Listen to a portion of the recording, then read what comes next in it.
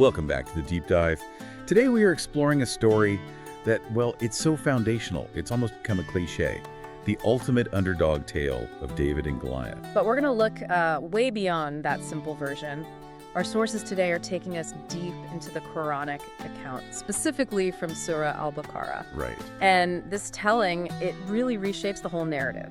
It's not just about courage. I mean, it's a really rigorous examination of leadership, of discipline, and some very deep theological puzzles. And that's our mission today, isn't it? To really unpack those puzzles. The sources we have, they explore these huge philosophical riddles. For instance, if God is omnipotent, why does he even need a human king to fight a battle? Exactly. Or why run these elaborate tests on people when you, being divine, already know who's going to fail? We're going to trace this whole story from the really surprising way a king gets chosen all the way to the final battle. And along the way, we'll hit on some fascinating things, like how a test at a river is basically a precursor to modern psychology, and even a medical theory that might just explain Goliath's biggest weakness. Okay, so let's set this stage. The core narrative. Our sources say this all starts generations after Moses. The children of Israel are oppressed. They don't have a central government. Right, they're scattered. And they go to their prophet, traditionally known as Samuel, and they demand a king. They want a leader to take them into battle for God's cause. And that demand itself is. Yeah. It's the first point of tension, really. It absolutely is. Because the prophet, he immediately warns them. He basically says, are you sure about this? Like, asking for war is easy, but actually fighting, that's the hard part. He knew they might back down when it came to it. He did, and the sources confirm he was right. It sounds like they wanted the, let's say, the spiritual rewards of victory without the personal sacrifice. A kind of religious shortcut. Precisely. And sure enough, when the call to arms finally does come, a huge number of them just turn away. They asked for a leader, but they weren't willing to follow. Okay, so despite all this, Allah does appoint a king for them, Talut. In the West, he's better known as Saul. Yes, and this is where the Quranic narrative really makes its point. The people, they object immediately. And what's their objection? They look at Talut, and their complaint is that he lacks an abundance of wealth. I mean, they're literally judging this divinely appointed leader by his tax bracket. Wow, so it's a powerful critique of materialism right from the start. A huge one. And the prophet's response is so clear. Talut wasn't chosen for his money. He was chosen based on merit. God emphasizes two things. Which are? His physical strength, a body fit for a commander, and, crucially, his knowledge, his strategic mind. So competence over class. It's a divine meritocracy. Exactly. But the people are still doubtful. They need a sign, something to prove this humble guy is the real deal. And they get one. The Ark of the Covenant, the Talut. Right. It contains relics from Moses and Aaron, and the sources say it was returned to them carried by angels. And its return brings this incredible feeling of peace and certainty, a tranquility the sources call sakina. Okay, let's pause there because that raises a really interesting question. How can a physical object, a wooden box, be a sign of faith in something unseen? Doesn't that sort of contradict the whole point? That's a great question, and the scholarship really clarifies it. The ark is called an ayata sign. It's not an object for worship. Think of it more like a historical anchor, a vessel for spiritual memory. Okay, so for that community at that moment. For that fractured, doubting community, its return was the exact miracle they needed to validate Talut's leadership.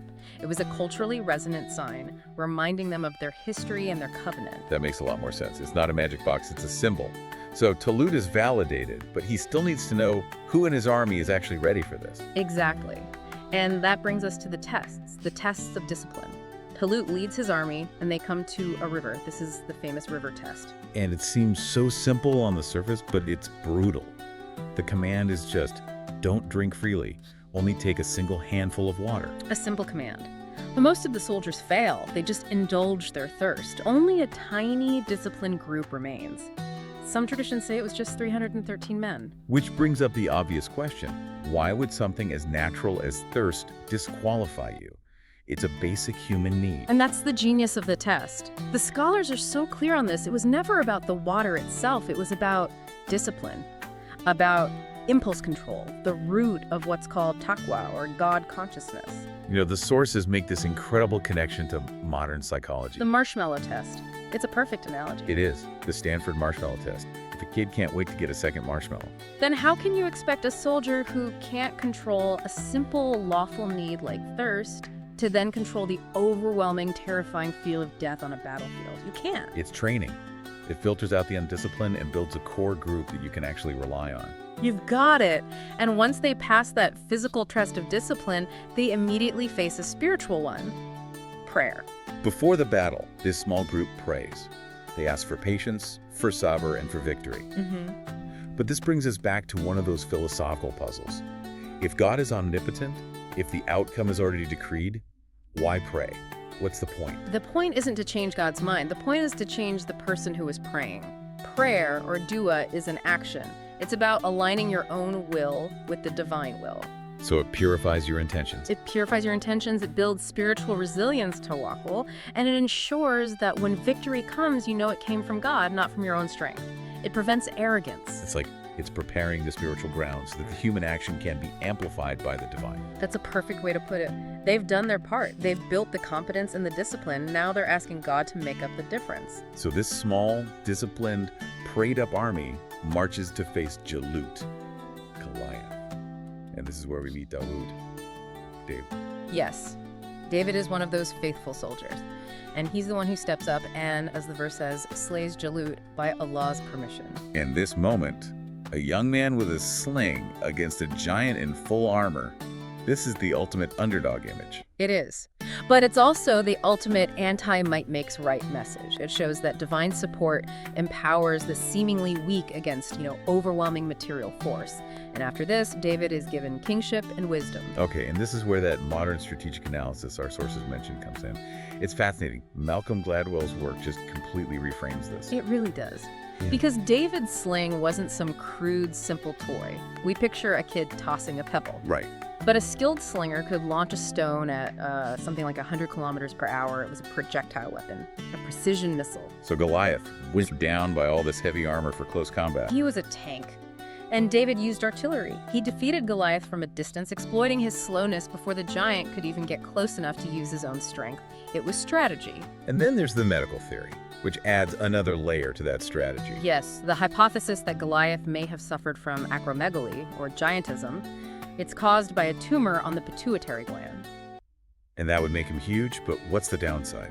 A common side effect is severe vision impairment, specifically tunnel vision, because the tumor presses on the optic nerves. So he's already slow, he's a huge target, and he can't see properly. He can't track a fast-moving projectile coming at him from the side. It makes him incredibly vulnerable to exactly the kind of attack David used. So it's not just luck, it's divine aid, empowering a brilliant strategy that exploits a hidden weakness. That's the idea. Competence meets a God-given opportunity. Wow. That's powerful. Now, before we wrap up, there's a key phrase from the verses that explains the whole purpose of this conflict. It says, if God did not check one people by means of another, corruption would spread unchecked on earth. And this is maybe the deepest theological point of the whole story. It's not that God creates conflict for no reason. It's that God allows resistance as a way to check tyranny. So justice sometimes requires force. It does.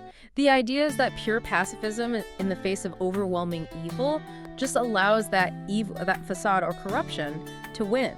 So just conflict can be a divine check and balance on global oppression. Okay, so let's bring it all together. Final section. The story itself has roots in earlier traditions, right? Jewish scripture. Absolutely. 1 Samuel. The core story was well known. The Quran's role here is described as a muhaimin, a corrector or a guardian. Meaning? It confirms the core event, the battle happened, David rose to power, but it reframes the theological meaning. It adds the river test, it emphasizes merit over wealth, it sharpens the ethical focus. And for anyone looking for, a footprint in the real world, there is strong archaeological evidence for this era. There is. We don't have the sling stone, but we have the Tel Dan Stellal from the 9th century BCE. It explicitly mentions the House of David. That's incredible. And we have fortresses like Khirbet Kiafa from around 1000 BCE, which support the existence of a real centralized kingdom at that time. The historical kernel is solid. So when we boil it all down, all these interpretations, traditional, modern, strategic, they seem to point to 3 universal lessons. I think so. First, it's quality over quantity. A small, disciplined, committed core will always defeat a large, chaotic mob. Second, true leadership is based on knowledge and character. Not your bank account or your family name. It's a call for meritocracy. And third, courage and reliance to local. You have to do the work, build the skills, have the courage, and then trust that God will amplify your efforts against what seem like impossible odds. We've gone from theological puzzles to military strategy to even medical theories. This story really holds up to a deep dive. And I think the most important thing our sources point out is this. The purpose of all those tests, the river, the call to fight, it was never for God to learn something. God already knows what's in every heart. So the tests were for the people themselves. Exactly. The tests were to manifest the true nature of people's hearts, to make justice and accountability transparent for the entire community. And that raises the final provocative thought we want to leave you with. If God chooses to work through human politics, battles, and symbols, preserving free will, instead of just using constant miracles, if God amplifies human competence, what responsibility does that place on you in your own struggles? Are you just waiting for a miracle? Or are you building the disciplined character, the knowledge, the competence like Talut and David did that God can then choose to amplify? Something to think about.